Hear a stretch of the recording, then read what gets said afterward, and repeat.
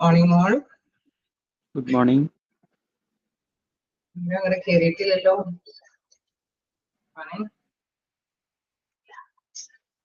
കുറച്ചേരം കൂടി വെയിറ്റ് ചെയ്ത് നോക്കാം.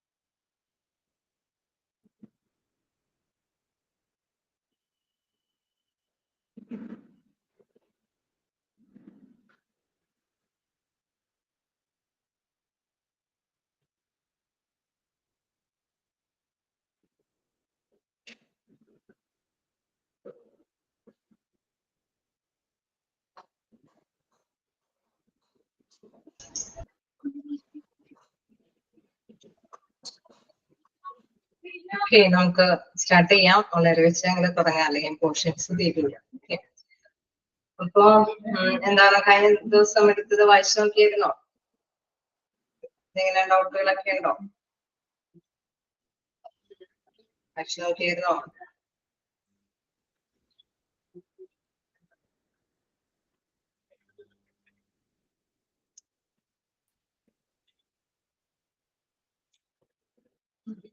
എവിടെ വരെയാണ് നമ്മൾ എടുത്തു നിർത്തിയത്?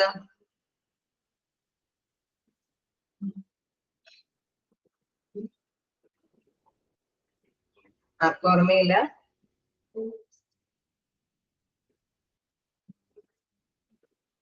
ഓർക്കുന്നുണ്ടോ എവിടെ വരെയാണ് എടുത്തു നിർത്തിയെന്ന്?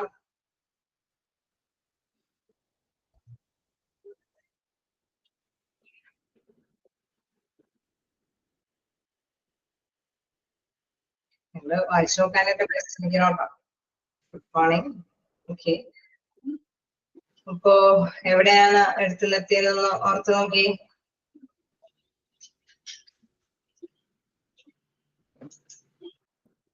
പുതിയ ചാപ്റ്ററാണ് നമ്മൾ തുടങ്ങിയത്. അവിടെ എന്താണ് managing employee benefits and employee relations. അതിന്റെ കുറച്ച് ഡെഫിനിഷൻ കാര്യങ്ങളും പറഞ്ഞു. ഫീച്ചേഴ്സ് കംപ്ലീറ്റ് ആയി. ദെൻ ഒബ്ജക്റ്റീവ്സ് സ്റ്റാർട്ട് ചെയ്യേണ്ടത് ആണോ?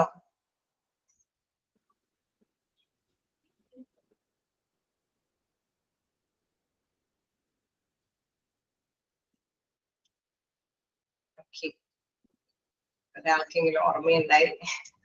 ഓക്കെ, എനിവേ നിങ്ങള് പരമാവധി വായിച്ചു നോക്കാനായിട്ട് ശ്രമിക്കണം കേട്ടോ. അല്ലെങ്കിൽ എല്ലാവരും ഒന്നിച്ച് അവിടെ കൂടി അല്ലെ, എല്ലാ ടീച്ചേഴ്സും അവരവരുടെ പോർഷൻസ് എടുത്ത് പോകും. അത് ആ ഒരു മണിക്കൂർ മാത്രം അറ്റൻഡ് ചെയ്തിട്ട് അവിടെ വെക്കാതെ ഒന്ന് ജസ്റ്റ് വായിച്ചു നോക്കാം. എന്തെങ്കിലും ഡൗട്ട് ഉണ്ടെങ്കിൽ പിന്നത്തെ ക്ലാസ്സിൽ ചോദിക്കുകയും ചെയ്യാലോ. ഓക്കെ, അപ്പോ ഇനി നമുക്ക് നെക്സ്റ്റ് നോക്കാനുള്ളത് ഒബ്ജക്റ്റീവ്സ് ഓഫ് എംപ്ലോയി ബെനിഫിറ്റ്സ് ആണ്.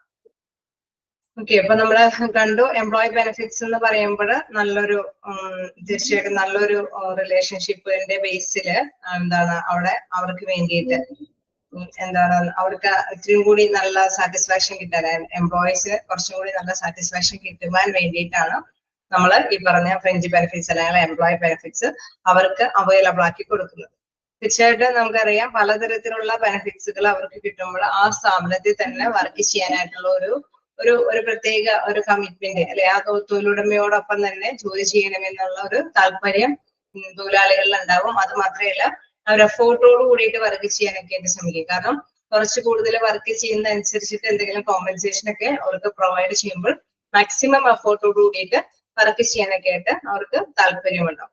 അപ്പോ അത്തരത്തിലുള്ള ഫ്രിഞ്ച് ബെനിഫിറ്റ്സിന്റെ ഒബ്ജക്റ്റീവ്സ് ലക്ഷ്യങ്ങളാണ് നമുക്കിനി നെക്സ്റ്റ് പഠിക്കാനുള്ളത്. First point, to attract the most talented job seekers. ഇതാണ് ഫസ്റ്റ് പറയുന്നത്, attract the most talented job seekers അല്ലെ.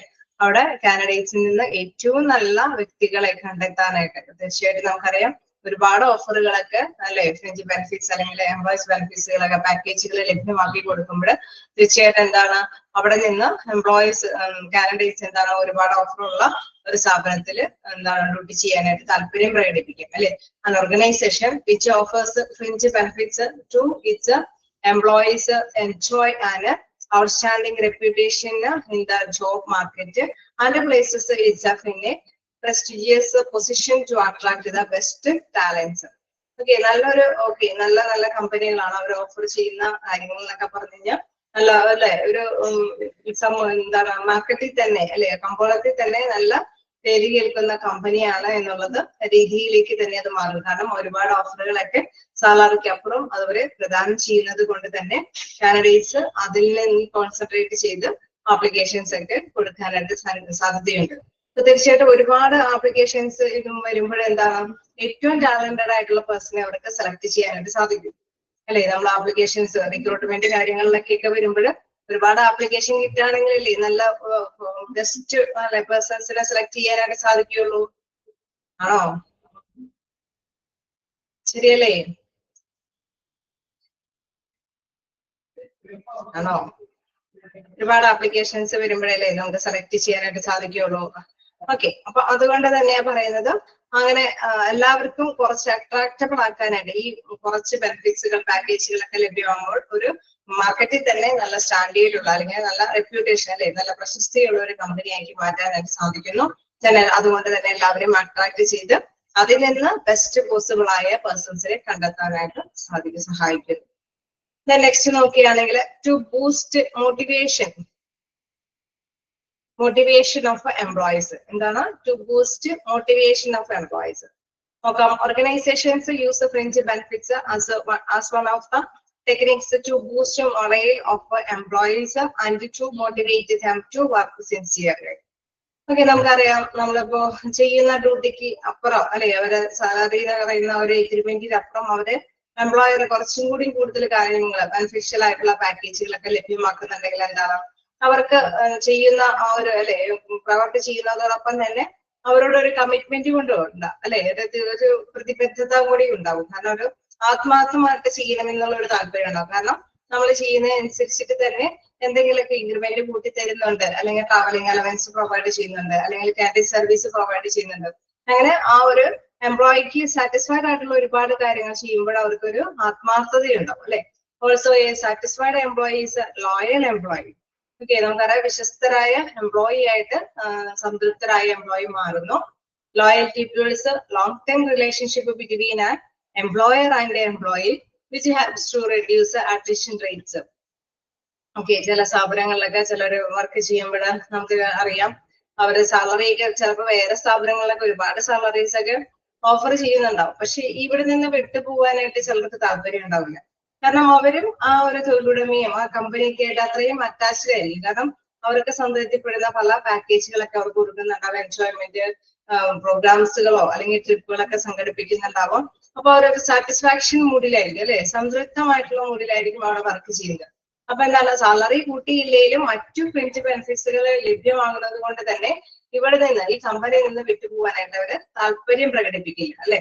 അതുകൊണ്ടാണ് പറയുന്നത് റെഡ്യൂസ് അട്രീഷൻ റേറ്റ്സ്, വിട്ടുപോകുന്നത് അല്ലെ, കമ്പനിയിൽ നിന്ന് വിട്ടുപോകുക എന്നുള്ള റേറ്റ് കുറച്ചു കൊണ്ടുവരാനായിട്ട് സാധിക്കുന്നു. കാരണം എന്തുകൊണ്ടാണ് അവിടെ എംപ്ലോയറും എംപ്ലോയിയും തമ്മിൽ നല്ലൊരു വിശ്വസ്തരായിട്ടുള്ള ഒരു അല്ലെ ബന്ധം സ്ഥാപിക്കുന്നത് കൊണ്ട് തന്നെ അവർക്ക് നല്ല രീതിയിൽ മൂവ് ചെയ്യാനായിട്ട് ഒരു സാറ്റിസ്ഫാക്ഷനോട് കൂടിയിട്ട് മൂവ് ചെയ്യാൻ സാധിക്കുന്നു. അതുകൊണ്ട് തന്നെ ആ കമ്പനിയിൽ നിന്ന് വിട്ടുപോകുന്ന റേറ്റ് കുറച്ചു കൊണ്ടുവരുവാനും സഹായിക്കുന്നു. സോ ആ ഒരു പോയിന്റ് നോട്ട് ചെയ്യുക. Loyalty builds long time relationship between an employer and employee which helps to reduce attrition rates. Okay, അവര് നല്ലൊരു റിലേഷൻഷിപ്പ് വിശ്വസ്തത നിലനിർത്താനായിട്ട് ശ്രമിക്കുന്നു. അതുകൊണ്ട് തന്നെ അവിടെ നിന്ന് വിട്ടുപോകാനായിട്ട് അവര് പരിശ്രമിക്കുന്നില്ല. ഓക്കെ, അതിന്റെ റേറ്റ് കുറച്ചു. അതായത് വിട്ടുപോകുന്ന നിരവ് കുറച്ചു പേരായിരിക്കും, വളരെ വിരലിൽ എണ്ണാവുന്നവരായിരിക്കും ആ കമ്പനിയിൽ നിന്ന് വിട്ടുപോകാനായിട്ട് തയ്യാറാണ്. മോസ്റ്റ് ഓഫ് ദ അവിടെ തന്നെ കണ്ടിന്യൂ ചെയ്യാനായിരിക്കും ആഗ്രഹിക്കുന്നത്. ഓക്കെ, ക്ലിയർ ആണോ? ആണോ?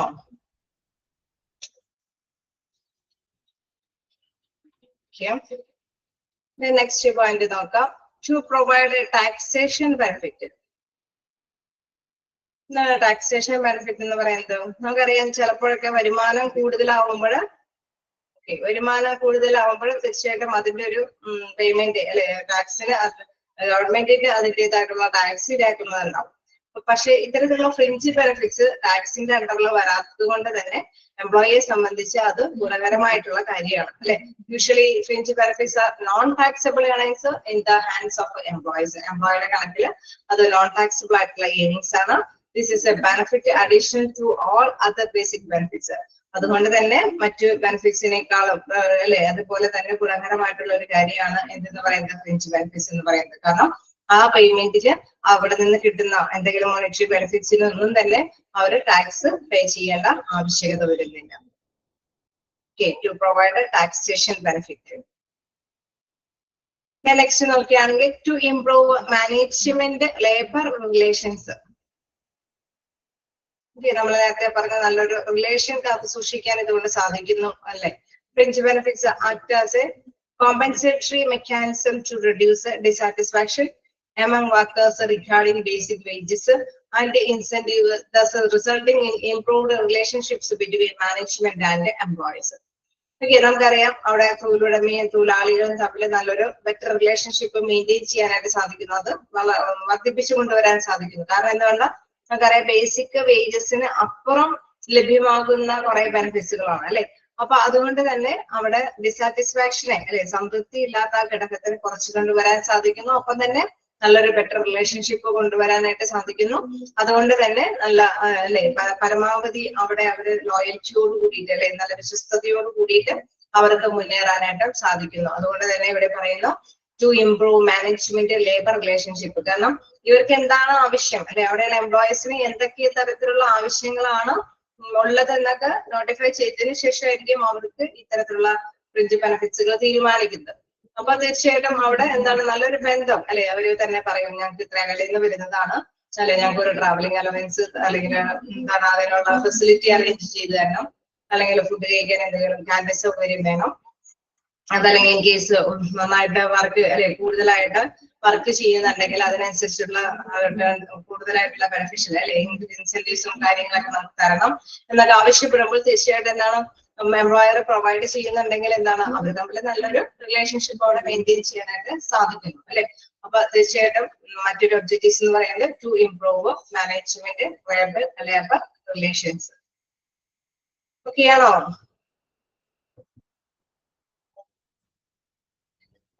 ഓക്കെയാണോ? 4 പോയിന്റ് ഓക്കെയാണോ?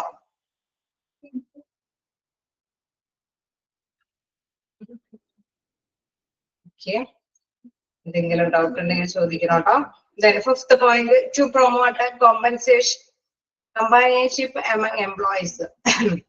അതായത് നമുക്കറിയാം അവിടെ എംപ്ലോയീസിനെ ഒന്നിച്ച് അല്ലെ അത് പ്രോത്സാഹിപ്പിക്കുന്നതുകൊണ്ട് കാരണം കുറച്ചും കൂടി നല്ല രീതിയിൽ വർക്ക് ചെയ്യാനായിട്ടുള്ള അറ്റ്മോസ്ഫിയർ ഒക്കെ അറേഞ്ച് ചെയ്ത് കൊടുക്കുന്നത് എംപ്ലോയർ ആണ് അല്ലെ. Also, fringe benefits are granted to all employees without being linked to work performance.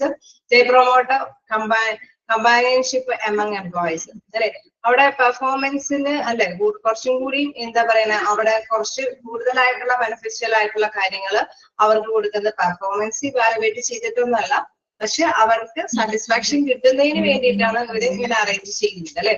അപ്പൊ തീർച്ചയായിട്ടും അവർക്ക് അവരുടെ ഇടയിൽ നല്ലൊരു ബെറ്റർ റിലേഷൻഷിപ്പോട് കൂടി നല്ലൊരു സൗഹൃദമായിട്ടുള്ള ഒരു അന്തരീക്ഷം കെട്ടിപ്പിടിക്കാനായിട്ട് സാധിക്കുന്നു. ആ ഒരു സൗഹൃദ അന്തരീക്ഷം കെട്ടിപ്പിടിക്കുകയാണെങ്കിൽ എന്താ പ്രത്യേകത, അവിടെ തർക്കങ്ങളൊന്നും ഉണ്ടാവില്ല അല്ലെ.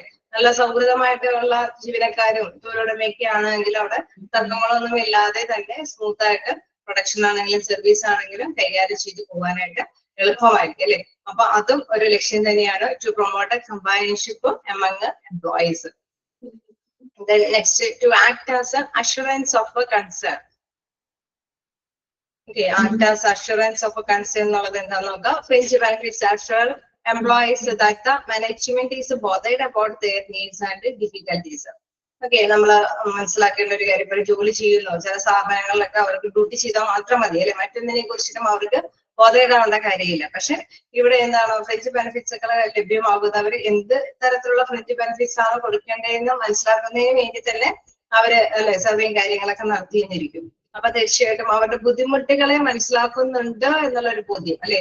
ഇപ്പോ ഞാൻ നേരത്തെ പറഞ്ഞ മാതിരി ഫുഡിന്റെ ആണെങ്കിലും അല്ലെങ്കിൽ ക്യാൻറ്റീൻ സർവീസ് ട്രാവലിംഗ് സർവീസ് ആണെങ്കിലും അതല്ലെങ്കിൽ ഹോസ്പിറ്റല് അല്ലെ, അവർക്ക് പോയി വരാനായിട്ടുള്ള ബുദ്ധിമുട്ടൊക്കെ ഉണ്ടെങ്കിൽ എന്താണ് ഹൗസ് റെന്റ് അലവൻസ് ഒക്കെ ആയിട്ട് അല്ലെങ്കിൽ അതുമായി ബന്ധപ്പെട്ട രീതിയിൽ അവർക്ക് സ്റ്റേ ചെയ്യാനായിട്ടുള്ള ഫെസിലിറ്റി ഒക്കെ അനുവദിക്കുമ്പോഴും അല്ലെങ്കിൽ അവർക്ക് എൻജോയ്മെന്റ് സ്ട്രെസ് ഒക്കെ കുറയ്ക്കുന്നതിന് വേണ്ടിയിട്ട് എന്തെങ്കിലും എന്റർടൈൻമെന്റ് പ്രോഗ്രാംസ് ഒക്കെ അറേഞ്ച് ചെയ്ത് കൊടുക്കുമ്പോഴും ഇത്തരത്തിലുള്ള പ്രോബ്ലംസ് അവരുടെ ഡ്യൂട്ടിയുമായി ബന്ധപ്പെട്ട പ്രോബ്ലംസ് എന്താണ് തൊഴിലുടമകൾ അറിയുന്നുണ്ട് എന്നുള്ളൊരു മനോഭാവം മനസ്സിലാക്കുക അല്ലെ, വെച്ചു പുലർത്താനായിട്ട് തൊഴിലാളികൾക്ക് സാധിക്കുന്നു.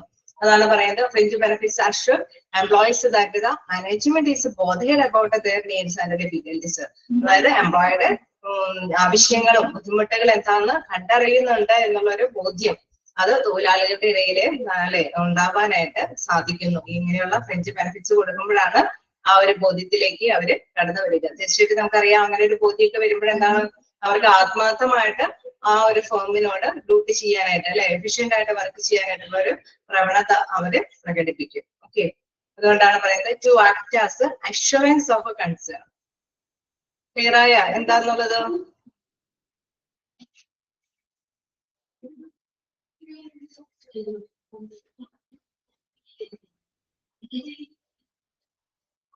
ഒക്കെയാണോ? ചെറിയ പോയിന്റ് ആണെങ്കിലും മനസ്സിലാക്കാനായിട്ട് എന്തെങ്കിലും ബുദ്ധിമുട്ടുണ്ടെങ്കിൽ നോക്കാം. Benefits assure employees that the management is bothered about their needs and difficulties. Okay, അവരുടെ ആവശ്യങ്ങളൊക്കെ മനസ്സിലാക്കുന്നുണ്ട്. ഓക്കെ, ഇനി നെക്സ്റ്റ് പോയിന്റ്, ലാസ്റ്റ് പോയിന്റ് നോക്കാം. To reduce human resource cost, some of the fringe benefits alike the same gift to all.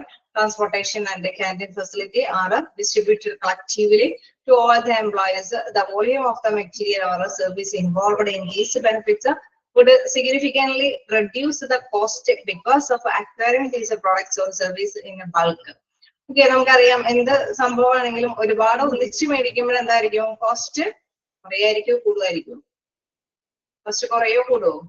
ഒന്നിച്ച് സാധനങ്ങളൊക്കെ നമ്മൾ purchase ചെയ്യും കൈകാര്യം ചെയ്യുകയൊക്കെ ചെയ്യുമ്പോൾ കോസ്റ്റ് കുറയോ കൂടുവോ?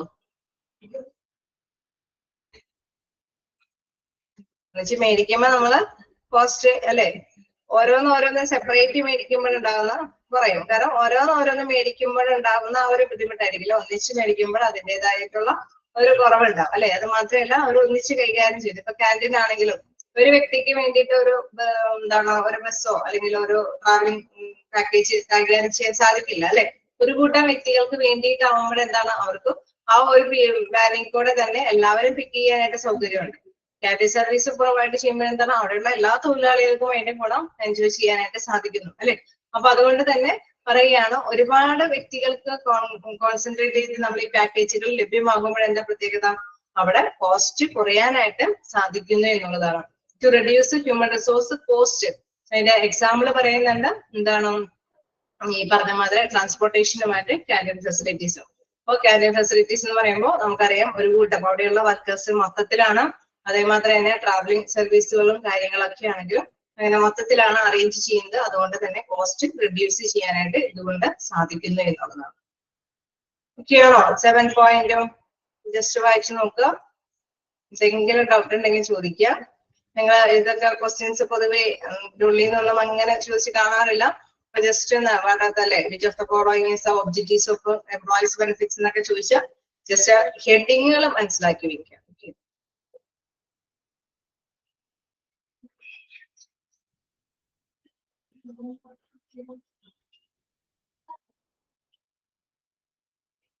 ചെറുപ്പമെങ്കിലും ഒരു ക്വസ്റ്റ്യൻ കണ്ടിട്ടുണ്ട്. Dash assure employees that the management is bothered about their needs and difficulties അല്ലെ. അവിടെ ഫ്രിഞ്ച് ബെനിഫിറ്റ്സ് ആണ് അഷ്വർ എംപ്ലോയീസ് ദാറ്റ്. അത് ജസ്റ്റ് ഒന്ന് മനസ്സിലാക്കിയാൽ മതി. അവരുടെ ബോധേഡ് അവരുടേതായിട്ടുള്ള പ്രോബ്ലംസ് ഒക്കെ മനസ്സിലാക്കുന്നത് കൊണ്ടാണ് ഇത്തരം കാര്യങ്ങളൊക്കെ ഇത്തരത്തിലുള്ള എന്താണ് ട്രാവലിംഗ് ഫെസിലിറ്റിയോ കാൻഡിഡേറ്റ് സർവീസ് ഒക്കെ പ്രൊവൈഡ് ചെയ്യുന്നത്. അപ്പൊ അതുകൊണ്ടാണ് ആ ഒരു പോയിന്റ് എടുത്ത് പറയുന്നത്.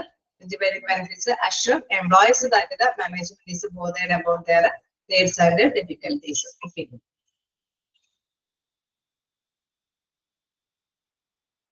അതേപോലെ തന്നെ ലോയൽറ്റി വെച്ച് ക്വസ്റ്റ്യൻ കണ്ടിട്ടുണ്ട്. Dash build long term relationship between employer and employee അല്ലെ. അവിടെ വിശ്വസ്തത ആണ് അവിടെ ബിൽഡ് ചെയ്യുന്നത്, അവിടെ തമ്മിലുള്ള നല്ലൊരു റിലേഷൻഷിപ്പ്. അതുകൊണ്ടുണ്ടാവുന്ന ഗുണം എന്താണ് which help to reduce artificial traits. Just അതൊക്കെ ഒന്ന് നോട്ട് ചെയ്യാം.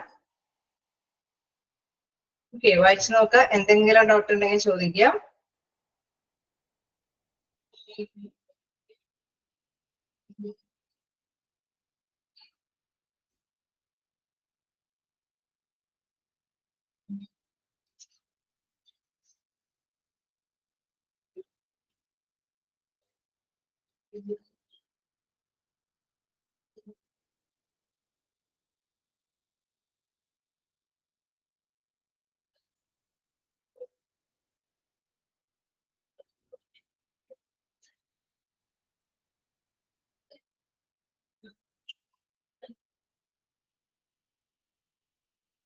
ഓക്കെയാണോ? നെക്സ്റ്റ് ഇതിലേക്ക് പോവാം. പ്രിൻസിപ്പിൾസ് ഓഫ് എംപ്ലോയി ബെനിഫിറ്റ്സ് ആണ്. അപ്പൊ അതിൽ എന്തൊക്കെയാണെന്നുള്ള പോയിന്റ്സ് നോക്കാം. Disbursement of fringe benefits should be based on the following principles. Okay, അവിടെ തീർച്ചയായിട്ടും നമുക്കറിയാം ഇതിന്റെ ഒരു പ്രിൻസിപ്പിൾസ് അനുസരിച്ചിട്ടായിരിക്കണം ഫ്രിഞ്ച് ബെനിഫിറ്റ്സുകളൊക്കെ കൈകാര്യം ചെയ്യേണ്ടത്. അപ്പൊ എന്തൊക്കെ തരത്തിലുള്ള കാര്യങ്ങളാണ് നോട്ട് ചെയ്യേണ്ടത് നോക്കാം. First one, fringe benefits must be truly beneficial to the employee. നമുക്കറിയാം എന്താണ് ഫ്രിഞ്ച് ബെനിഫിറ്റ്സ് തീർച്ചയായിട്ടും മാർക്ക് ഗുണകരമായിട്ടുള്ള കാര്യങ്ങൾ ചെയ്യുന്നത് അവിടെയുള്ള തൊഴിലാളികൾക്ക് ഗുണകരമായിട്ടുള്ള കാര്യങ്ങളാണ് അല്ലെ, ബേസ് ചെയ്തിട്ടാണ് അത് ഫ്രിഞ്ച് ബെനിഫിറ്റ്സ് ലഭ്യമാകുന്നത്. The employees do not appreciate superficial fringe benefit.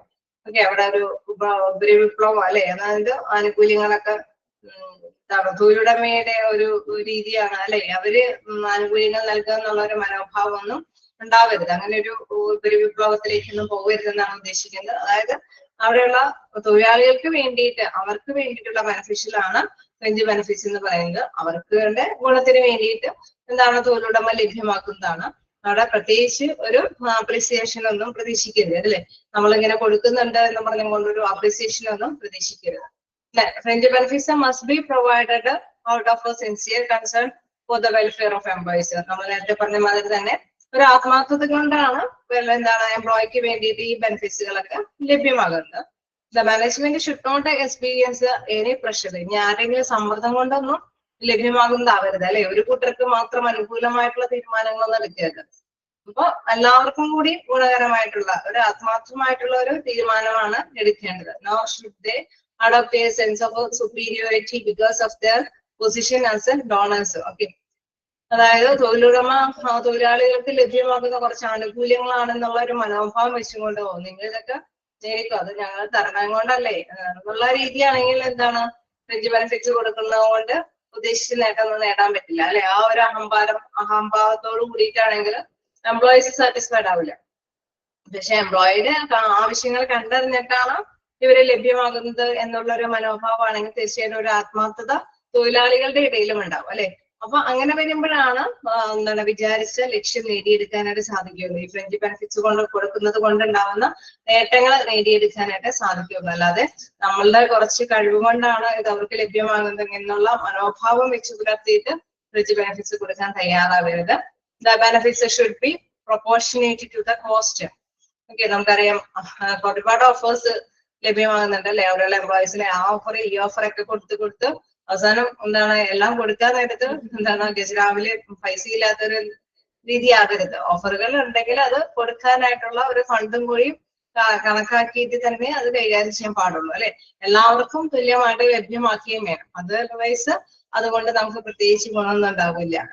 കാരണം കോസ്റ്റ് കൂടുതലും ഈ പറഞ്ഞ മാത്രം ബെനിഫിഷ്യൽ കാര്യങ്ങളൊക്കെ കൊടുത്ത് കോസ്റ്റ് കൂടുതലായിട്ട് വരുന്ന കുറച്ചറിയുമ്പോഴേക്കും കമ്പനി കൂട്ടി പോകേണ്ട അവസ്ഥയാണ്.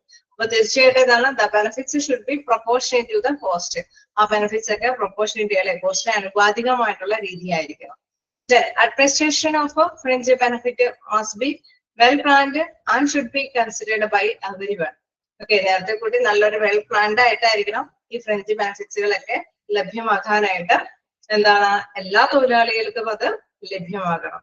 Concerns of employees should be separate, respected as far as possible, and the negotiation capacity of the labor union should also be taken into consideration. Okay, നമുക്കറിയാം ഈ പറഞ്ഞ മാതിരി തൊഴിലാളികളുടെ ആവശ്യകതകൾ എന്താണെന്നും മനസ്സിലാക്കിയിട്ട് ബെനിഫിഷ്യൽ പാക്കേജ് കൊടുക്കണം, അല്ലെ? അവർക്കൊന്നും ഗുണകരമല്ലാത്ത കുറെ ബെനിഫിഷ്യൽ പാക്കേജ് തീരുമാനിച്ചു കഴിഞ്ഞാൽ ഇപ്പൊ മോസ്റ്റ് ഓഫ് ദം എന്താണ് അടുത്ത ജീവനക്കാരാണ്. ഒരു വലിയ ബസ് കൂടെ നട്ടിട്ടുണ്ട് അവിടെ എന്താണ് ജീവനക്കാരെ എത്താൻ വേണ്ടിയിട്ട്. അപ്പൊ അതുകൊണ്ട് വല്ല ഗുണമുണ്ടോ? പുറത്തു നിന്നുള്ളവര് ഒരേ ഇത് ഏരിയയിൽ നിന്നുള്ളവരെ എന്നൊക്കെയുള്ള ഒരു പരിഗണനയ്ക്ക് ഉണ്ടെങ്കിലാണ് അതുകൊണ്ട് ഗുണമുള്ളൂ, അല്ലെ? അടുത്ത് തന്നെയുള്ളവരൊക്കെ ആണെങ്കിൽ അവര് വന്നു പോകാവുന്ന ദൂരമൊക്കെ ഉണ്ടെങ്കിൽ ആ ബെനിഫിഷ്യൽ പാക്കേജ് കൊണ്ട് പ്രത്യേകിച്ച് ബെനിഫിറ്റ് ഒന്നും ഉണ്ടാവില്ല. അപ്പൊ തീർച്ചയായിട്ടും ഇതൊക്കെ ബെനിഫിഷ്യൽ പാക്കേജ് തീരുമാനിക്കുമ്പോൾ ഇതെല്ലാം തന്നെ ശ്രദ്ധിക്കണം. അത് മാത്രമല്ല, ഇനി യൂണിയൻ നേതാക്കളൊക്കെ വന്ന ചർച്ചകളൊക്കെ നടത്തിയിട്ടാണ് ഈ ബെനിഫിഷ്യൽ പാക്കേജ് തീരുമാനിക്കണമെങ്കിൽ അതും ശ്രദ്ധിക്കണം, അല്ലെ? അവിടെ തൊഴിലാളികളുടെ ഒരു ഇടനിലക്കാരനായിട്ടായിരിക്കും എന്താണ് യൂണിയൻ നേതാക്കളൊക്കെ പ്രവർത്തിക്കുന്നത്. അപ്പൊ അവരുടെ അഭിപ്രായങ്ങളൊക്കെ ചോദിച്ചറിഞ്ഞ് അത് മനസ്സിലാക്കിയിട്ട് വേണം ഫ്രിഞ്ച് ബെനിഫിറ്റ്സ് ഒക്കെ തീരുമാനിക്കാനായിട്ട്. ഓക്കെ ആവുന്നോ? 6th പോയിന്റ് വരെ നമ്മൾ പറഞ്ഞു പോയി. എവിടെയെങ്കിലും ഡൗട്ട് ഉണ്ടെങ്കിൽ ചോദിച്ചു പോവാട്ടോ.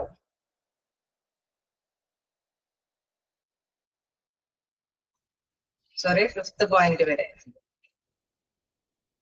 ഓക്കെ, ഏതെങ്കിലും പോയിന്റ് ഡൗട്ട് ഉണ്ടെങ്കിൽ ചോദിക്കാം.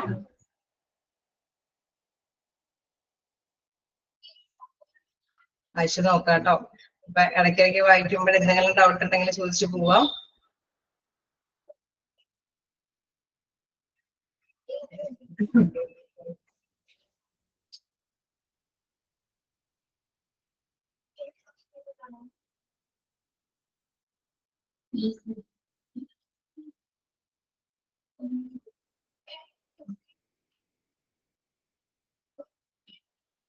ഓക്കെ, അടുത്ത പോയിന്റിലേക്ക് പോകാം. എല്ലാം കൂടി എടുത്തിട്ട് വേണമെങ്കിൽ ചോദിച്ചാലും മതി. It should be possible to estimate the cost of a benefits and adequate finance should be made available. Okay, വില കണക്കാക്കാൻ പറ്റുന്ന തരത്തിലുള്ള ഒരു ബെനിഫിഷ്യൽ പാക്കേജുകളായിരിക്കണം. അതിന്റെ adequate finance should be made available. അതിന് മതിയായ എന്താണ് ഫിനാൻസ് അത് ലഭ്യമാക്കുകയും വേണം. നെക്സ്റ്റ് നോക്കുകയാണെങ്കിൽ the benefit must be as broad based as possible. That is, it should be applicable to as large a number of employees as possible.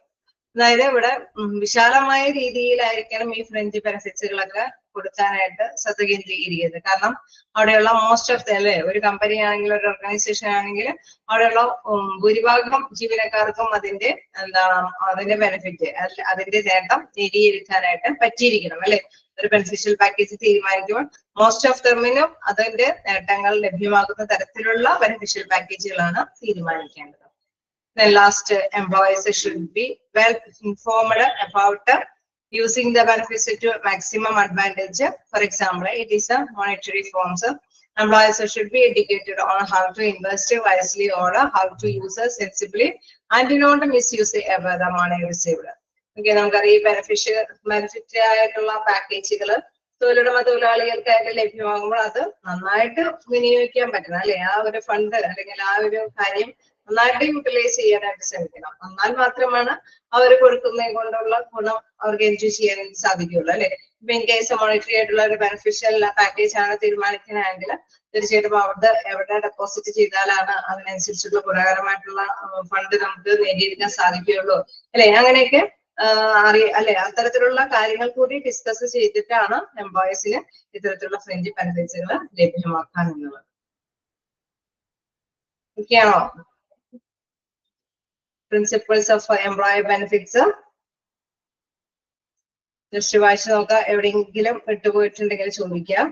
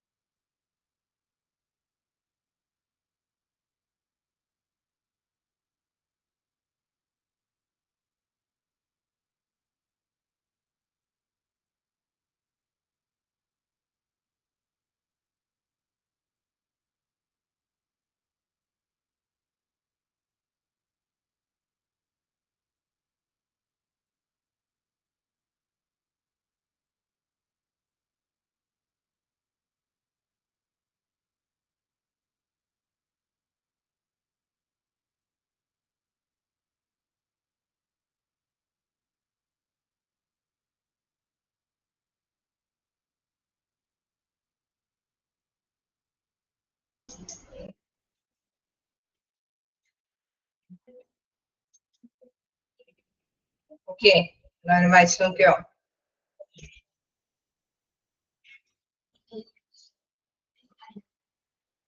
ഓക്കെയാണ്. ഇനി നമുക്ക് next നോക്കാനുള്ളത് ടൈപ്സ് ഓഫ് എംപ്ലോയി ബെനിഫിറ്റ്സ് ആണ്. അപ്പൊ നമ്മള് ബെനിഫിറ്റ്സ് എന്താന്നുള്ളത് just മനസ്സിലാക്കി, അതിന്റെ ഒബ്ജക്റ്റീവ്സും പ്രിൻസിപ്പിൾസും കാര്യങ്ങളൊക്കെ ഫീച്ചേഴ്സ് ഒക്കെ കണ്ടു. ഇനി ഏതൊക്കെ തരത്തിലുള്ള ഫ്രിഞ്ച് ബെനിഫിറ്റ്സുകളാണ് എന്നുള്ളത് നോക്കാം. ടൈപ്പ് ഓഫ് ഫ്രിഞ്ച് ബെനിഫിറ്റ്സ് അതിന്റെ ആ ഒരു ചാർട്ട് കാണിച്ചിട്ടുണ്ട്. then അതിലെ payment for time not worked, employee security, safety and health provision, welfare and recreational facilities, old age and retirement benefits. Okay, so then വീണ്ടും എംപ്ലോയീസ് സെക്യൂരിറ്റി ആണെങ്കിൽ റിട്ടേൺമെന്റ് compensation, day of compensation ഒക്കെ ഇവിടെ കാണിച്ചിട്ടുണ്ട്. then welfare recreational benefits എന്ന് പറയുമ്പോൾ ക്ഷേമ പ്രവർത്തനങ്ങളെ കുറിച്ചിട്ട് ഒരു നീണ്ട നിര തന്നെ ഇവിടെയുണ്ട്. then old age and retirement benefitsന്റെയും താഴെ അതിന്റെ കുറച്ച് ഇതുകളുണ്ട്. ഓക്കെ, ഏതൊക്കെ ബെനിഫിറ്റ്സ് ആണുള്ളത്. അപ്പൊ ഇവിടെ ടൈപ്സ് ഓഫ് ഫ്രിഞ്ച് ബെനിഫിറ്റ്സിൽ ഫസ്റ്റ് വൺ പറയുന്നത് payment for time not worked. എന്താ ശരിയില്ല അല്ലെ, ആ വർക്ക് ചെയ്യാതെ തന്നെ പേയ്മെന്റ് കിട്ടുമോ? അത് അങ്ങനെയാണെങ്കിൽ നമുക്ക് അവിടെ പോയി ചേരാമെന്ന് വിചാരിക്കും അല്ലെ. അങ്ങനെയല്ല ഉദ്ദേശിച്ചത്, നമുക്ക് ഹോളിഡേ ഒക്കെ ഉണ്ടാവും. ആ ഹോളിഡേയിലൊക്കെ നമുക്ക് വർക്ക് ചെയ്താലേ അല്ലെ, നമുക്ക് ആ ദിവസങ്ങളിലൊക്കെ വർക്ക് ചെയ്താൽ ചിലപ്പോൾ ഇരട്ടി കൂലിയൊക്കെ കിട്ടും അല്ലെ.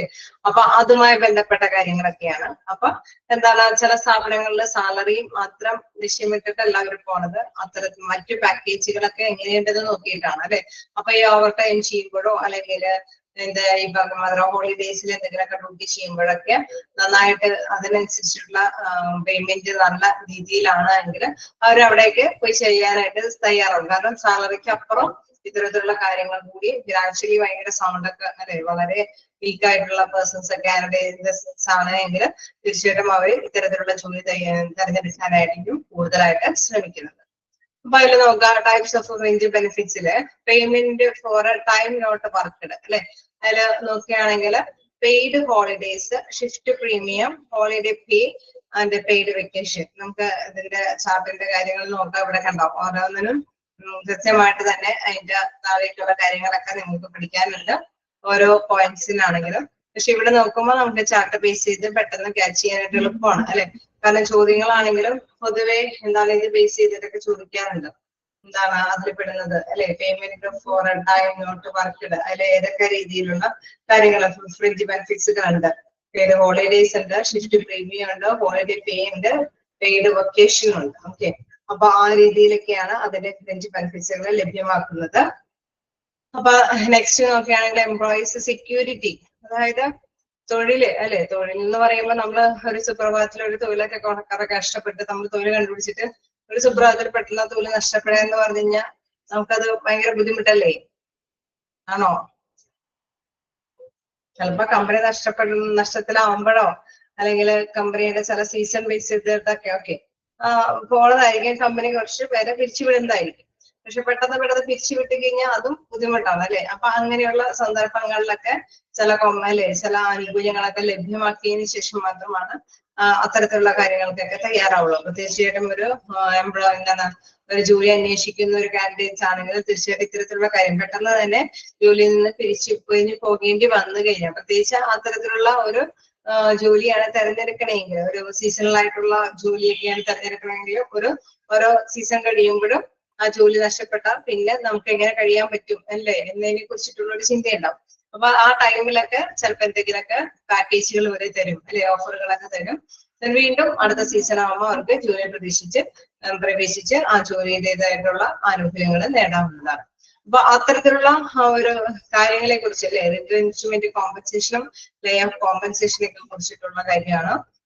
അതേമാതിരി തന്നെ ഹെൽത്ത് അല്ലെ, സേഫ്റ്റി ആൻഡ് ഹെൽത്ത് പ്രൊവിഷൻസ്, അതായത് ജീവനക്കാർ നമ്മളിപ്പോ ഏതൊരു സ്ഥാപനം തിരഞ്ഞെടുക്കുമ്പോഴും അവിടെ സുരക്ഷിതത്വത്തിന് പ്രാധാന്യം നോക്കും അല്ലെ. നമ്മുടെ ആരോഗ്യത്തിന് സുരക്ഷിതത്വം കിട്ടുമോ എന്നുള്ള കാര്യം ചിന്തിക്കും അല്ലെ. അതിന് സുരക്ഷിതമല്ലാത്ത ഇടങ്ങളിൽ നമ്മൾ ജോലി ചെയ്യാനായിട്ട് തയ്യാറാവുകയുമില്ല. അതേമാതിരി തന്നെ എന്താണ് വെൽഫെയർ ആൻഡ് റിക്രിയേഷണൽ ഫെസിലിറ്റീസ്, അതായത് ക്ഷേമ പ്രവർത്തനങ്ങൾ എംപ്ലോയിക്ക് വേണ്ടിയിട്ട് ഈ പറഞ്ഞ മാതിരി housing, campus service, consumer society, credit society, employee counselling, legal assistance, അങ്ങനെ നീണ്ട നിര തന്നെ പോകുന്നുണ്ട്. അത് എംപ്ലോയിക്ക് വേണ്ടിയിട്ടുള്ള പലതരത്തിലുള്ള ക്ഷേമ പ്രവർത്തനങ്ങളാണ്. നേരെ ഓൾഡ് ഏജ് ഒക്കെ ആവുമ്പോഴും നമുക്കറിയാം കുറച്ചും കൂടിയും അത്തരത്തിലുള്ള ആനുകൂല്യങ്ങൾ നേടാനായിരിക്കും താല്പര്യം അല്ലെ. Employment provident fund, deposit linked insurance, gratuity, medical benefits, pension benefits, അതൊക്കെ റിട്ടയർമെന്റിന് ശേഷം ലഭ്യമാകുന്നതാണ്. അപ്പൊ അത്തരം പാക്കേജുകളിലുള്ള കമ്പനികളിലൊക്കെയാണ് അവര് കൂടുതലും ശ്രമിക്കുക കാൻഡിഡേറ്റ്. കാരണം ഇൻ കേസ് വാർദ്ധക്യകാലം വന്നാലും ജീവിക്കാനുള്ള വകുപ്പ് കമ്പനിയിൽ നിന്ന് കിട്ടും എന്നുള്ള ഒരു ലക്ഷ്യം മുന്നിൽ കണ്ടുകൊണ്ട് അല്ലെ ചെറുപ്രായത്തിൽ തന്നെ, അതായത് നല്ല ടാലന്റഡ് ആയിട്ടുള്ള ടൈമിൽ തന്നെ അവര് ഉദ്യോഗത്തിന് പ്രവേശിക്കുന്നവരുണ്ട്. അപ്പൊ ഇത്തരത്തിലുള്ള ഓഫേഴ്സുകൾ ആയിരിക്കും അവര് നന്നായിട്ട് ശ്രദ്ധ കേന്ദ്രീകരിക്കുന്നത്. അപ്പൊ റിട്ടയർമെന്റിന് ശേഷമാണെങ്കിലും വലിയ ബുദ്ധിമുട്ടില്ലാതെ ജീവിതം മുന്നോട്ട് പോകാനായിട്ട് സാധിക്കുമെന്ന് അവർക്ക് ഉറപ്പുവരുത്താനും സാധിക്കും. പിന്നെ അപ്പൊ ആ ചാർട്ട് ഒന്ന് ജസ്റ്റ് ഒന്ന് മനസ്സിലാക്കി വെക്കാം. ആ ചാർട്ടിൽ എന്തൊക്കെയാണ് പറഞ്ഞിരിക്കുന്നത് എന്നുള്ളത്. അതിന്റെ ബാലൻസ് താഴേക്ക് വരുന്നുണ്ട്, നമ്മൾ ജസ്റ്റ് നോക്കാം. ഓക്കെ, ചാർട്ട് നോക്കിയാലാണ് അത് എന്താന്നുള്ളത് ജസ്റ്റ് നിങ്ങൾക്ക് കണ്ടിന്യൂസ് ചെയ്ത് പോകാനായിട്ട് സാധിക്കുള്ളൂ. ജസ്റ്റ് ഒന്ന് നോക്കാം.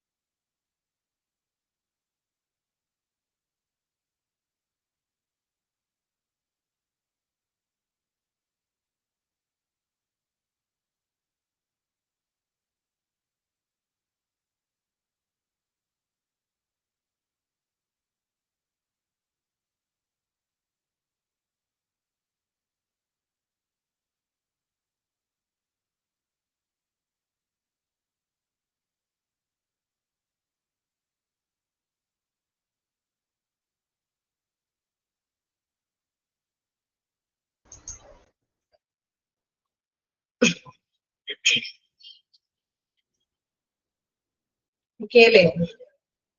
ചെറിയ ഐഡിയ കിട്ടിക്കാണോ? നമുക്ക് ഓരോന്നോരോന്നും എന്താന്നുള്ളത് നോക്കാം. Payment for time not worked. Payment for time not വർക്കഡില് എന്താ പറയുന്നത്? This category includes the following: holiday pay, paid holidays, shift premium, okay, then paid vacation. എന്താണ് ഹോളിഡേ പേയില് പറയുന്നത്? Workers who have worked on paid holidays are paid double the rate of normally salary. Okay, അതായത് work holiday ഉള്ള ദിവസം work ചെയ്യുകയാണെങ്കിൽ അവർക്ക് എന്ത് rate കിട്ടും എന്നാ പറയുന്നത്? സാലറിയുടെ, നോർമൽ സാലറിയുടെ എന്തെങ്കിലും പ്രത്യേകതയുണ്ടോ?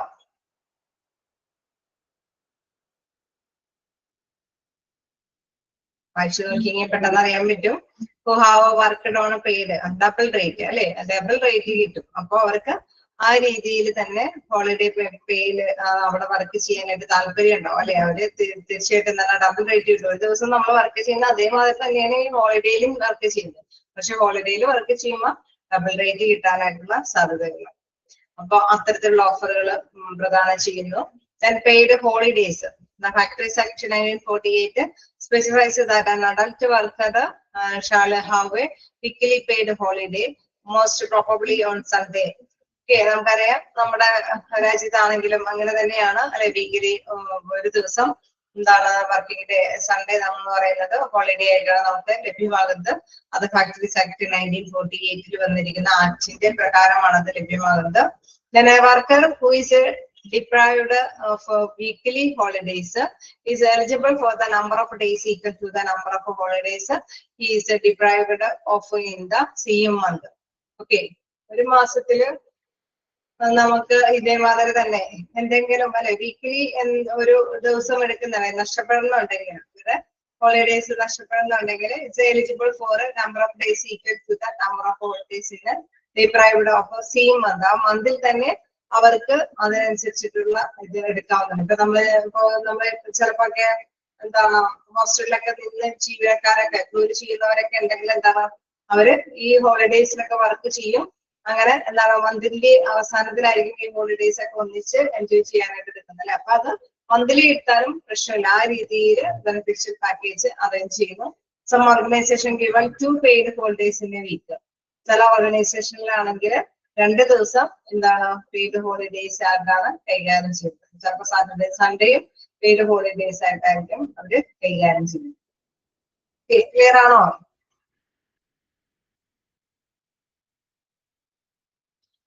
ഓക്കെ ആണോ?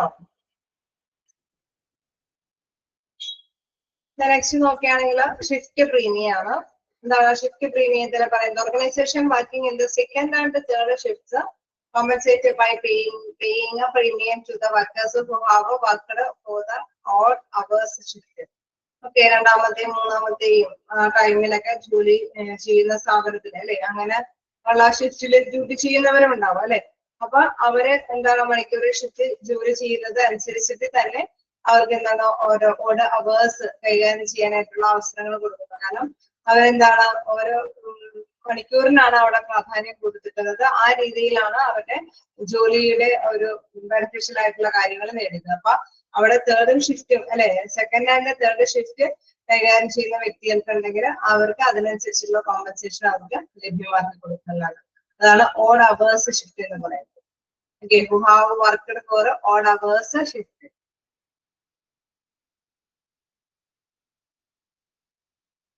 ആണെങ്കിൽ അവർക്ക് വേണമെങ്കിൽ എന്താണ് ജോലി ഒന്നിച്ച് വേണമെങ്കിൽ കൈകാര്യം ചെയ്യാം. ഒറ്റയടിക്ക് ഇപ്പോ ആ ഒരു ജോലി എടുത്തിട്ട് ഒന്നിച്ച് കൈകാര്യം ചെയ്യാം. ആ ഷിഫ്റ്റ് അനുസരിച്ചിട്ട് വേണമെങ്കിൽ അത് ഓരോ ബിസിനസ് ഫേമും ഓരോന്ന് അറേഞ്ച് ചെയ്യും. നമ്മൾ നേരത്തെ പറഞ്ഞമാതിരി ഹോളിഡേയ്സ് ഒന്നിച്ച് കൂട്ടിയിട്ട് വേണമെങ്കിൽ ആ മാസത്തിന്റെ അവസാനം അവർക്ക് ലീവ് എടുക്കുക എന്നുള്ള ഒരു കൺസിഡറേഷൻ. അതേമാതിരി തന്നെ അവേഴ്സ് കൈകാര്യം ചെയ്യുമ്പോഴും അവേഴ്സ് ഇത്ര അവേഴ്സ് വർക്ക് ചെയ്യണമെന്ന് ഉണ്ടെങ്കിൽ ചിലപ്പോഴെങ്കിൽ അവരെ ഷിഫ്റ്റ് ചെയ്ത് അങ്ങോട്ടും ഇങ്ങോട്ടും ഷിഫ്റ്റ് ചെയ്തിട്ട് അവരുടെ ഇഷ്ടം അനുസരിച്ചിട്ട് വർക്കുകൾ അറേഞ്ച് ചെയ്ത് അപ്പൊ അതിനുള്ള ഒരു ഫ്രീഡം ആര് കൊടുക്കുന്നു?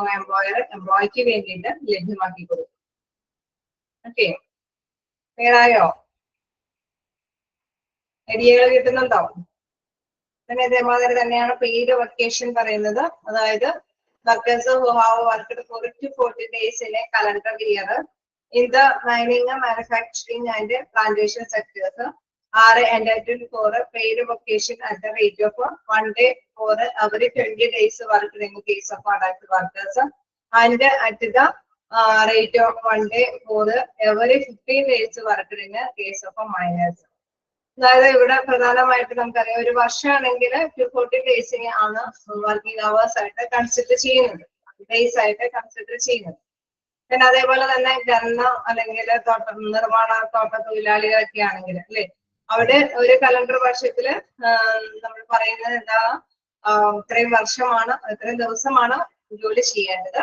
അതുകൂടാതെ ജോലി ചെയ്തിട്ടുള്ള തൊഴിലാളികൾക്ക് മുതിർന്ന അല്ലെ കൃത്യമായിട്ട് ഇന്ന് mining, manufacturing and plantation sectors are entitled for paid vacation at the rate of 1 day for every 20 days worked in case of adult workers.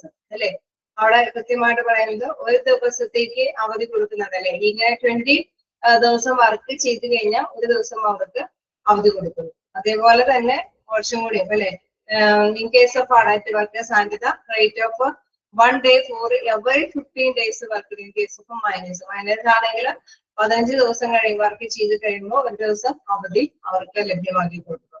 20 ദിവസം കഴിയുമ്പോഴും ഒരു ദിവസം അവധിയാക്കി കൊടുക്കുന്നത് പോലെ തന്നെ 15 ദിവസം വർക്ക് ചെയ്തിട്ട് ഒരു ദിവസം അവധി കൊടുക്കുന്ന ഒരു സമ്പ്രദായം, അതാണ് പെയ്ഡ് വെക്കേഷൻ എന്ന് പറയുന്നത്.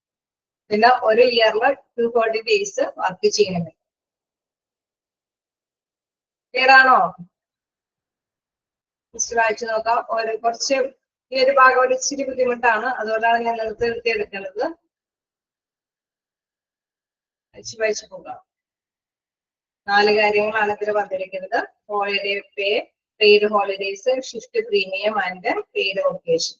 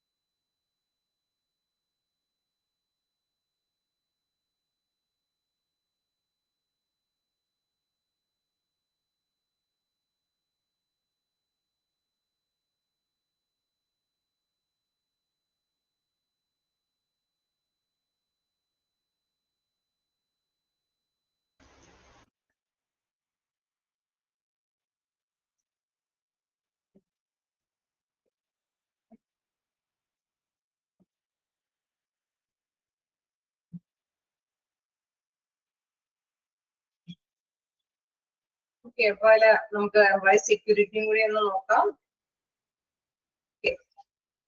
ഓക്കെ അല്ലേ? Payment for time not worked ഞാൻ നേരത്തെ മറന്നുപോയി, എങ്കിൽ കൂടി നിങ്ങൾക്ക് വായിക്കാൻ സമയം തന്നത് കാരണം ഒന്നിച്ച് വെക്കേണ്ടാവുന്നതാണ്. ഇനി അടുത്തതെന്ന് പറയുന്നത് എംപ്ലോയി സെക്യൂരിറ്റി ആണ്.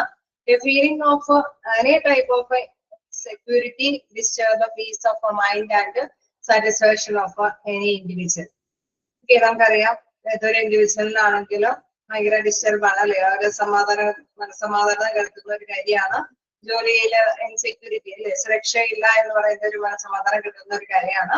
It is therefore in the interest of any organization to ensure security for its employees and their family, both the physical and job security. Okay, അപ്പൊ അതില് പ്രധാനമായിട്ടും ഓർഗനൈസേഷൻ ആണെങ്കിൽ തീർച്ചയായിട്ടും നമുക്കറിയാം അവർ ഉറപ്പുവരുത്തുന്ന ഒരു കാര്യമാണ് അവിടെയുള്ള എംപ്ലോയീസിന്റെ അല്ലെങ്കിൽ ഫാമിലിക്കൊക്കെ സുരക്ഷ, അത് ശാരീരികമായ രീതിയിലെല്ലാം സുരക്ഷ ഉറപ്പാക്കുക എന്നുള്ളത് ഏതൊരു തൊഴിലുടമയുടെയും പ്രത്യേക ആയിട്ടുള്ള കാര്യമാണ്. Fringe benefits provided to an employee with a confirmed job title, a feeling of job security in an employee.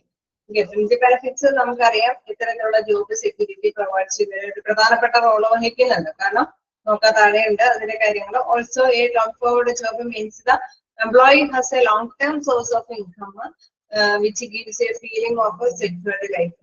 Okay, നമുക്കറിയാം long-term source of income അല്ലെ അവിടെ എംപ്ലോയീസിനെ ലഭ്യമാകുന്നുണ്ട്. അതുകൊണ്ട് തന്നെ അവർക്കൊരു സെക്യൂരിറ്റി ഉണ്ട്. ഇൻ കേസ് നമുക്ക് ജീവിക്കാനുള്ള വരുമാനം കിട്ടുമെന്നുള്ള ഒരു ഉറപ്പ്, അത് തീർച്ചയായിട്ടും നമുക്കറിയാം അത് വലിയ ഒരു മുതൽക്കൂട്ട് തന്നെയാണ്. അപ്പൊ അതുമായി ബന്ധപ്പെട്ട് എന്താണ് ഇങ്ങനെ ഉറപ്പ് വരാൻ സാധ്യത എന്ന് പറയാൻ കാരണം, നമുക്ക് കുറച്ച് വലിയ വലിയ കമ്പനികളൊക്കെ ആണെങ്കിൽ ഇത്ര അംഗങ്ങളിൽ കൂടുതൽ വർക്കേഴ്സ് ഒക്കെ വർക്ക് ചെയ്യുന്ന ഒരു സ്ഥാപനമാണെങ്കിൽ തീർച്ചയായിട്ടും ചില നിയമപരമായിട്ടുള്ള ആനുകൂല്യങ്ങൾ ഉണ്ടാവും ഇല്ലേ? കേട്ടിട്ടില്ലേ? സ്റ്റാറ്റ്യൂട്ടറി ആയിട്ടുള്ള ബെനിഫിറ്റ്സുകൾ ഉണ്ടാവും, ഉണ്ടാവില്ലേ?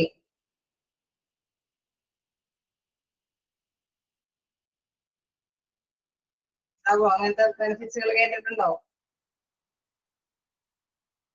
ഓക്കെ, അപ്പൊ എന്താണ് അത് ഒരു അങ്ങനെയുള്ള ഒരു ആക്ടുകൾ വരുന്നത് കൊണ്ടാണ് ഈ ഒരു ബെനിഫിഷ്യലിന് കൂടുതൽ പ്രാധാന്യം വരുന്നത്. നമുക്ക് ഈ ആക്ടുകളുടെ പേരുകൾ മാത്രമേ തന്നിട്ടുള്ളൂ, നമുക്കത് മനസ്സിലാക്കിയാൽ മതി. ആക്ട് എന്ന് പറയുമ്പോൾ ആക്ടിന്റെ കീഴിൽ ഒരുപാട് നിയമങ്ങളുണ്ട്.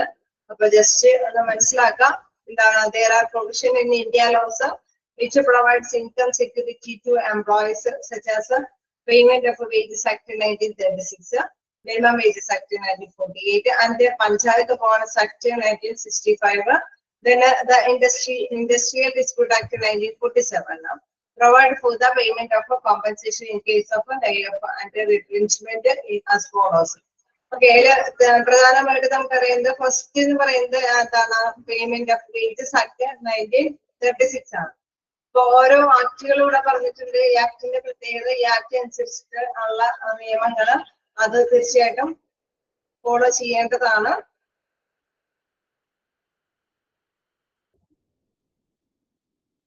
ഓക്കെ, അപ്പൊ ഈ ആക്ടുകൾ എന്താണോ അത് ആക്ടിനനുസരിച്ചിട്ട് തന്നെ അത് മൂവ് ചെയ്തു പോകണം. ഓക്കെ, നിങ്ങൾക്ക് ക്ലിയർ ആയിരുന്നോ ഞാൻ ഇത്ര നേരം പറഞ്ഞത്? ഭയങ്കര വോയിസ് ഡിസ്റ്റർബൻസ് ഉണ്ടായോ? ഉണ്ടായോ? കേൾക്കാൻ പറ്റുമായിരുന്നോ? വോയിസ് ഡിസ്റ്റർബൻസ് ഉണ്ടായില്ല. ഓക്കെ, അപ്പൊ ഇതിന്റെ ആക്ടിന്റെ ഒരു പ്രത്യേകത എന്താന്ന് വെച്ച് കഴിഞ്ഞാൽ ഈ ആക്ടിൽ എന്താണോ പറയുന്നത് അതനുസരിച്ച് ഫോളോ ചെയ്യണം. അപ്പൊ നിങ്ങൾ പഠിക്കേണ്ടത് ഓരോ ആക്ടിന്റെ പേരും ആ ഇയറും എന്താണെന്ന് ഇയർ മസ്റ്റ് ആയിട്ട് മനസ്സിലാക്കി വെക്കുക. ഇവിടെ പേയ്മെന്റ് വേജസ് ആക്ട് 1936 പറയുന്നുണ്ട്. അതായത് വേജസ് അവർക്ക് ലഭ്യമാകണം. ഒരുപാട് ആ കട്ടിങ് ഈ കട്ടിങ് എന്നൊക്കെ പറഞ്ഞുകൊണ്ട് വേജസ് വരുമ്പോൾ കുറെ ഡിഡക്ഷൻ ഒക്കെ എമൗണ്ട് ഒക്കെ കുറച്ചും കൊണ്ട് അവർക്ക് പേയ്മെന്റ് കൊടുക്കരുത്. അങ്ങനെ കുറെ നിയമാവലികളുണ്ട്. ഓക്കെ, അപ്പൊ തീർച്ചയായിട്ടും ഈ നിയമങ്ങൾ ഉള്ളത് കൊണ്ട് തന്നെ അങ്ങനെയുള്ള കട്ടിങ്ങുകളൊന്നും ഇല്ലാതെ തന്നെ അവർക്ക് സാലറി അവർക്ക് നേടാനായിട്ട് സാധിക്കും. ഇൻ കേസ് അങ്ങനെ എന്തെങ്കിലുമൊക്കെ പ്രോബ്ലംസ് ഒക്കെ ഉണ്ടെങ്കിൽ തീർച്ചയായിട്ടും നിയമത്തിന്റെ അടിസ്ഥാനത്തിൽ അവർക്ക് കോടതിയെ സമീപിക്കാനായിട്ട് സാധിക്കും. അതേപോലെ തന്നെ മിനിമം വേജസ് ആക്ട് 1948. ഓക്കെ, അവിടെയും കുറെ ഇതേപോലെ തന്നെയുള്ള നിയമാവലികളൊക്കെ തന്നെയാണ് ഉള്ളത്. വേജസ് ആക്ടിൽ പറയുന്ന മാതിരി തന്നെ ജോലിയിൽ സ്ഥിരത അത് ലഭ്യമാകുന്ന കാര്യങ്ങളൊക്കെ പറയുന്നുണ്ട് മിനിമം വേജസ് ആക്ടിലും. അതേമാതിരി തന്നെ പേയ്മെന്റ് ബോണസ് ആക്ട്. അപ്പോൾ ഇത്രയും അംഗങ്ങളൊക്കെ ഉണ്ടെങ്കിൽ ബോണസ് അവർക്ക് ലഭ്യമാക്കണമെന്നുണ്ട്. ഇത്രയൊക്കെയാണ് ബോണസ്, എന്താണ് എംപ്ലോയറുടെ കോൺട്രിബ്യൂഷൻ ഒക്കെ ഇത്രയും ബോണസ് ഒക്കെ ലഭ്യമാക്കണമെന്നുണ്ട്. അപ്പൊ ഇത്രയും അംഗങ്ങളുള്ള സ്ഥാപനങ്ങളിലൊക്കെയാണ് അത് ഇത് എത്രത്തോളം അംഗങ്ങളുണ്ട്, എത്രത്തോളം ബോണസുകളൊക്കെയാണ് കൊടുക്കേണ്ടത്, ഇത് ടൈമിലൊക്കെയാണ് സീസണൽ ആയിട്ടുള്ള ഫെസ്റ്റിവൽ ടൈമിലൊക്കെയാണ് നമ്മൾ ബോണസ് കൊടുക്കുന്നത് അല്ലെ. അപ്പൊ അങ്ങനെയുള്ള എല്ലാ കാര്യങ്ങളും ഈ ഒരു ആക്ടിന്റെ കീഴിൽ തന്നെയായിരിക്കും നിർവഹിച്ചിരിക്കുന്നത്. അപ്പൊ അതിന്റെ ബേസിൽ എംപ്ലോയീസിന് ലഭ്യമായില്ല എങ്കിൽ തീർച്ചയായും അവർക്ക് ഇഷ്യൂ ഒക്കെ കോടതിയെ ലീഗലായിട്ട് നമുക്ക് ഇഷ്യൂ നടത്തിയിട്ട് നേടാനായിട്ട് സാധിക്കും. അതേമാതിരി തന്നെ ഇൻഡസ്ട്രി ഡിസ്പ്യൂട്ട് ആക്ട് അവിടെ തീർച്ചയായിട്ടും നമുക്കറിയാം വ്യവസായ തർക്കങ്ങളൊക്കെ ഇൻ കേസ് എന്തെങ്കിലും നടപടിക്രമങ്ങൾ ഇവർക്ക് ചിലപ്പോൾ വേണമെങ്കിൽ എന്തെങ്കിലും വ്യവസായ ഇഷ്യൂസുകളൊക്കെ ഉണ്ടെങ്കിൽ ഇപ്പോ നമ്മളുടെ ഒരു സ്ഥാപനമാണെങ്കിൽ തന്നെ സ്ഥാപനത്തിനും അത് പിടിച്ചു നിൽക്കണം ജീവനക്കാർക്ക് നിലനിൽപ്പിന് ഉണ്ടാവണമെങ്കിൽ ആദ്യം തന്നെ സ്ഥാപനം പിടിച്ചു നിൽക്കണം.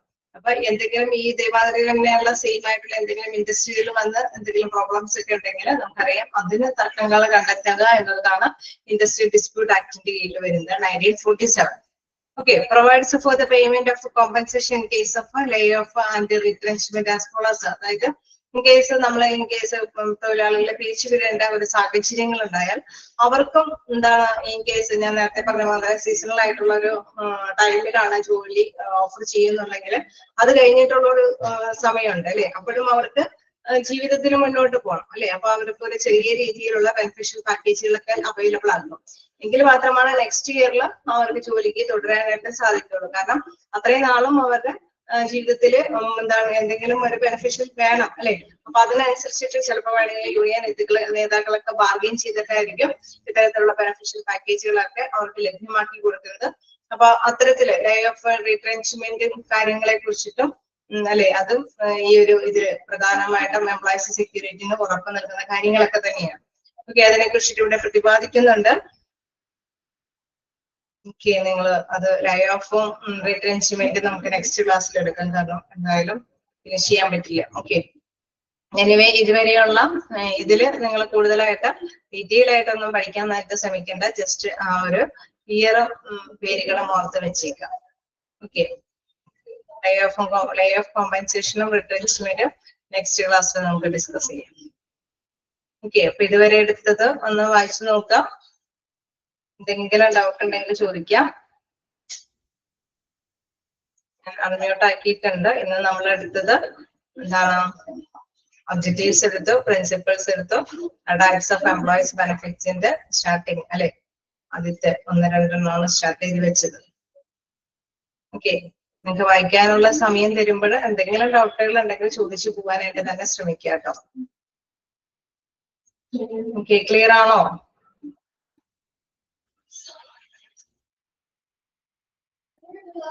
ക്ലിയർ ആണ്.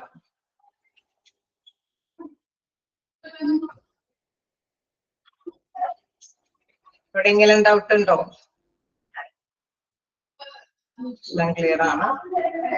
ഓക്കെ, അപ്പൊ നമുക്ക് നെക്സ്റ്റ് ക്ലാസ്സിൽ കാണാം. Okay, thank you.